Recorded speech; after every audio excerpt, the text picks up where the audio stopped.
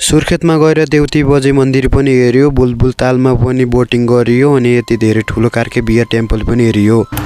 So hello साथीहरु, सबैलाई स्वागत छ मेरो छोटो मिठो ब्लगमा। आई होप तपाईहरु सबै सन्चै हुनुहुन्छ होला। म पनि एकदमै सन्चै नै छु। आज चाहिँ हामी बिहान बसेर ट्याक्क बसिरहेको थियौं। 6:29 भएको थियो अनि यसो डान्स गर्नु पर्यो भनेर हामी चाहिँ डान्स गरिरहेछौं। रातभरि सुतेका थियौं हैन, रमाइलो गर्दै रातभरि अलि निस्केर बिहानको नजारा पनि हेरियो अनि हामीले बिहान भोक लागिरहेको थियो। यसो अब नास्ता खानु पर्यो भनेर हामी चाहिँ होटलतिर गयौं। त्यहाँ गएर चाहिँ अनि पकौडा खायौं, चना खायौं। त्यसपछि चाहिँ हामीले ड्यु पनि खायौं हैन, चिसो वाला। अनि हामी बसमा चढेर सर घुम्नतिर लाग्यौं। हामी चाहिँ पहिल्यै चाहिँ देउती बजे मन्दिरमा गएको थियौं हैन। त्यहाँ चाहिँ बिहान यति धेरै मान्छे जम्मा भइहाल्दा रहेछन् हैन दर्शन गर्नलाई। हामी पनि बिहान नै गएको थियौं 7-8 बजेतिर। ठाउँ पनि यस्तो बवाल थियो हैन, देख्न सक्नुहुनेछ यति धेरै मान्छे जम्मा भइसकेका थिए। अनि त्यहाँ चाहिँ अब रमाइलो गरेर अलि घुमघाम हेरियो त्यहाँको चाहिँ। अनि यादगारका लागि भिडियो बनाइयो, फोटाहरू टन्नै खिचियो। अनि त्यहाँबाट हामी निस्किसकेपछि बुलबुले उदान भन्ने ठाउँमा गयौं। बुलबुल तालमा हैन हामी भित्र इन्ट्री गर्दै छौं। साथीहरु चाहिँ हाइ गरिरहेको छन् अनि भित्र गएर यस्तो बबल ठाउँ हेरियो हैन। पहिला चाहिँ यो बुलबुले तालो सोचेको थियौं, यस्तो दिमाग खराब भइरहेको थियो कि अब के भन्नु गाइज हैन। तर खासमा चाहिँ यो होइन रहेछ, हामीले सोचे जस्तो भएन भन्ने सोचेको थियौं। तर यो नभएर चाहिँ यो चाहिँ रहेछ बुलबुल तालमा हैन। अनि हामी चाहिँ त्यहाँ गयौं। बोटिङ देखिसकेपछि अब हामी बोटिङ देखिसकेपछि कहाँ छाड्ने त, बोटिङ त गर्नु पर्यो, नाउ चलाउनु पर्यो हैन। अनि 4 जनाको टिकट काटेर हामी चाहिँ 800 रुपैयाँ तिरेर ट्याक्क बसिरहेको थियौं। एक्साइटेड पनि यति भएको थियो हैन, बोटिङ कहिले गरेको थिएन। घोडाघोडी तालमा चाहिँ गरेको, तर त्यो चाहिँ चलेन के, त्यो बिग्रेको थियो। बोटिङ घुमिरहेको थियो, तर आज चाहिँ घुम्छ भन्ने सोचिरहेको थियो। तर चलिसक्यो एकछिनपछि यस्तो बवाल रमाइलो भइरहेको थियो कि। अनि एउटा भिडियो चाहिँ क्यामेराम्यान दाइले पनि बनाइदिनु भनेको थियो, एउटा भिडियो त्यो बनाइदिनु भयो। अनि त्यहाँबाट गएर चाहिँ क्यामेराम्यान दाइको ठाउँमा गयौं अनि भिडियो देख्यौं आफ्नो चाहिँ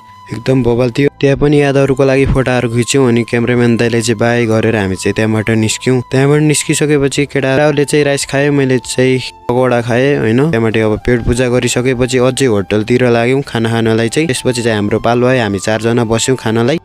साथीहरु चाहिँ खाना खाइरहेको छन्। यतिका यादहरु चाहिँ सम्झनामा राखिराख्नु पर्छ हैन, पछि पनि सम्झना भइराख्छ। यो चाहिँ लास्ट इयर हो साथीहरुसँग रमाउने भनेको। सम्झना भएपछि साथीहरुको याद आउँछ हैन।